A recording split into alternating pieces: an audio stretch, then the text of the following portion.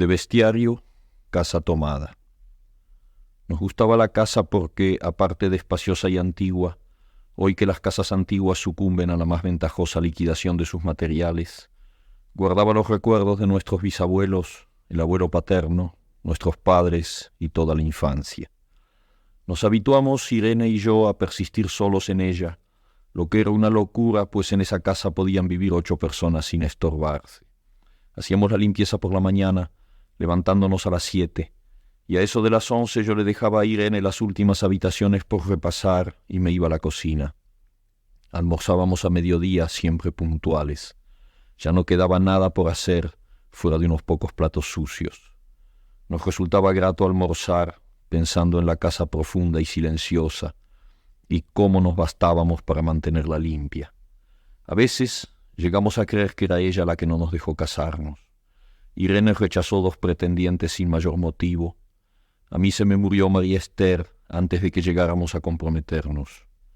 Entramos en los 40 años con la inexpresada idea de que el nuestro, simple y silencioso matrimonio de hermanos, era necesaria clausura de la genealogía asentada por los bisabuelos en nuestra casa.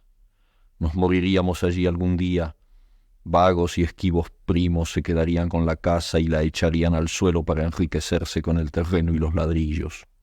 O mejor, nosotros mismos la voltearíamos justicieramente antes de que fuese demasiado tarde.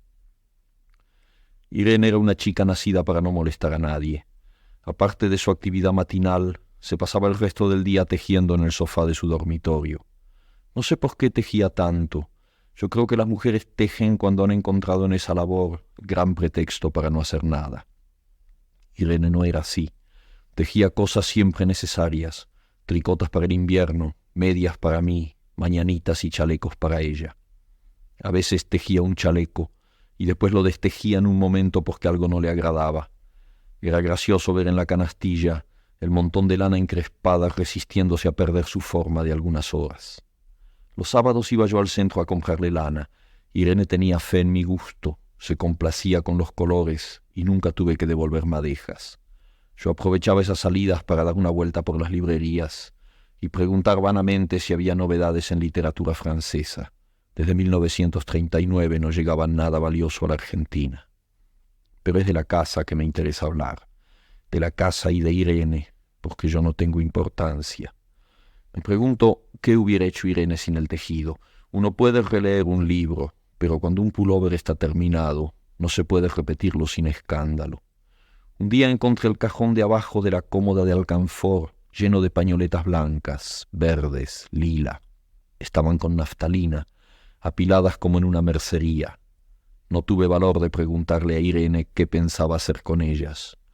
No necesitábamos ganarnos la vida. Todos los meses llegaba la plata de los campos y el dinero aumentaba. Pero a Irene solamente le entretenía el tejido.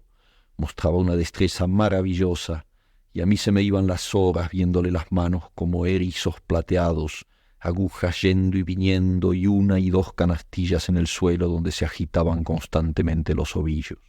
Era hermoso. ¿Cómo no acordarme de la distribución de la casa?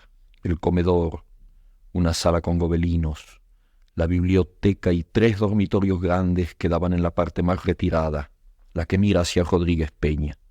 Solamente un pasillo con su maciza puerta de roble aislaba esa parte del ala delantera donde había un baño, la cocina, nuestros dormitorios y el living central al cual comunicaban los dormitorios y el pasillo.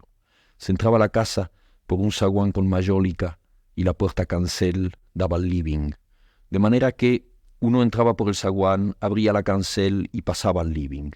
Tenía a los lados las puertas de nuestros dormitorios y al frente el pasillo que conducía a la parte más retirada. Avanzando por el pasillo, se franqueaba la puerta del roble y más allá empezaba el otro lado de la casa, o bien se podía girar a la izquierda justamente antes de la puerta y seguir por un pasillo más estrecho que llevaba a la cocina y el baño. Cuando la puerta estaba abierta, advertía uno que la casa era muy grande. Si no, daba la impresión de un departamento de los que se edifican ahora apenas para moverse. Irene y yo vivíamos siempre en esta parte de la casa.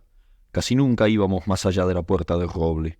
salvo para hacer la limpieza, pues es increíble cómo se junta tierra en los muebles. Buenos Aires era una ciudad limpia, pero eso lo debe a sus habitantes y no otra cosa.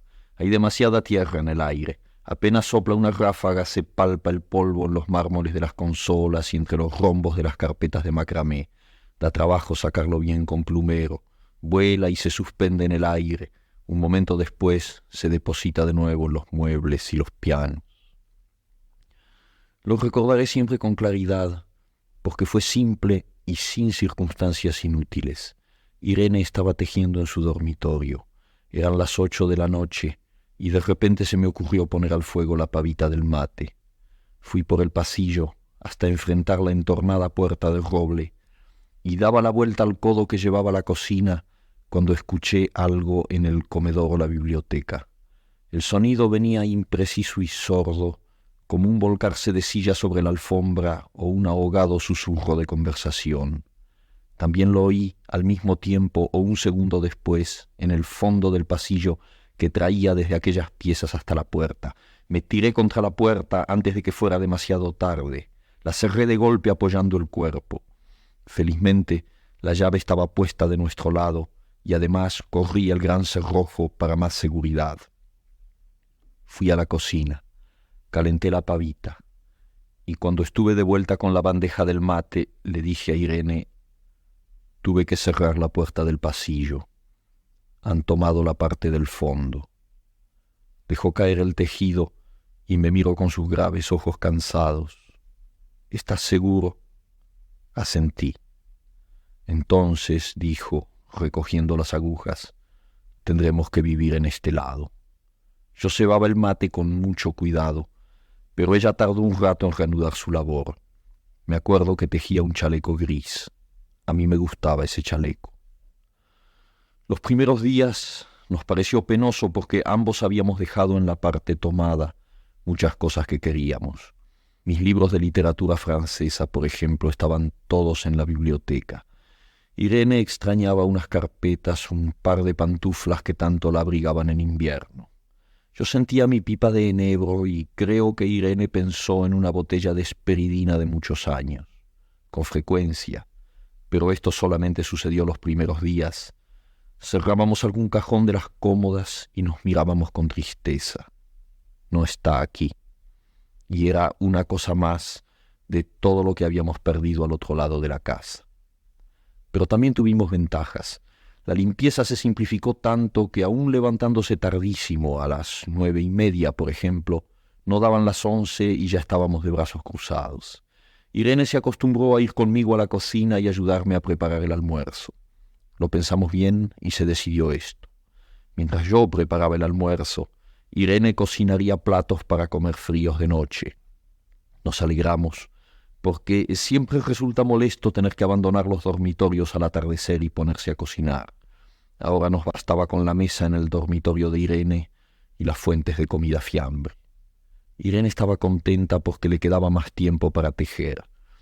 Yo andaba un poco perdido a causa de los libros, pero por no afligir a mi hermana me puse a revisar la colección de estampillas de papá y eso me sirvió para matar el tiempo. Nos divertíamos mucho, cada uno en sus cosas, casi siempre reunidos en el dormitorio de Irene, que era más cómodo. A veces Irene decía: «Fíjate este punto que se me ha ocurrido, ¿no da un dibujo de trébol?». Un rato después era yo el que le ponía ante los ojos un cuadradito de papel para que viese el mérito de algún sello de Penny Malmedy. Estábamos bien y poco a poco empezábamos a no pensar. Se puede vivir sin pensar. Cuando Irene soñaba en alta voz, yo me desvelaba enseguida. Nunca pude habituarme a esa voz de estatua o papagayo, voz que viene de los sueños y no de la garganta. Irene decía que mis sueños consistían en grandes sacudones que a veces hacían caer el cobertor. Nuestros dormitorios tenían el living de por medio, pero de noche se escuchaba cualquier cosa en la casa. Nos oíamos respirar, toser, presentíamos el ademán que conduce a la llave del velador, los mutuos y frecuentes insomnios. Aparte de eso, todo estaba callado en la casa. De día eran los rumores domésticos, el roce metálico de las agujas de tejer, un crujido al pasar las hojas del álbum filatélico. La puerta de roble, creo haberlo dicho, era maciza. En la cocina y el baño que quedaban tocando la parte tomada, nos poníamos a hablar en voz más alta o Irene cantaba canciones de cuna. En una cocina hay demasiado ruido de loza y vidrios para que otros sonidos irrumpan en ella. Muy pocas veces permitíamos allí el silencio, pero cuando tornábamos a los dormitorios y al living, entonces la casa se ponía callada y a media luz. Hasta pisábamos más despacio para no molestarnos. Yo creo que era por eso que de noche, cuando Irene empezaba a soñar en alta voz, me desvelaba enseguida. Es casi repetir lo mismo, salvo las consecuencias. De noche siento sed, y antes de acostarnos le dije a Irene que iba hasta la cocina a servirme un vaso de agua. Desde la puerta del dormitorio, ella tejía. Oí ruido en la cocina. Tal vez en la cocina o tal vez en el baño, porque el codo del pasillo apagaba el sonido. A Irene le llamó la atención mi brusca manera de detenerme y vino a mi lado sin decir palabra. Nos quedamos escuchando los ruidos, notando claramente que eran de este lado de la puerta del roble, en la cocina y el baño, o en el pasillo mismo donde empezaba el codo casi al lado nuestro. No nos miramos siquiera. Apreté el brazo de Irene y la hice correr conmigo hasta la puerta cancel sin volvernos hacia atrás. Los ruidos se oían más fuerte, pero siempre sordos, a espaldas nuestras. Cerré de un golpe la cancel y nos quedamos en el zaguán. Ahora no se oía nada. Han tomado esta parte, dijo Irene. El tejido le colgaba de las manos y las hebras iban hasta la cancel y se perdían debajo. Cuando vio que los ovillos habían quedado del otro lado, soltó el tejido sin mirarlo. ¿Tuviste tiempo de traer alguna cosa?, le pregunté inútilmente. No, nada. Estábamos con lo puesto. Me acordé de los 15.000 pesos en el armario de mi dormitorio. Ya era tarde ahora. Como me quedaba el reloj pulsera, vi que eran las 11 de la noche. Rodeé con mi brazo la cintura de Irene. Yo creo que ella estaba llorando y salimos así a la calle. Antes de alejarnos tuve lástima. Cerré bien la puerta de entrada y tiré la llave a la alcantarilla.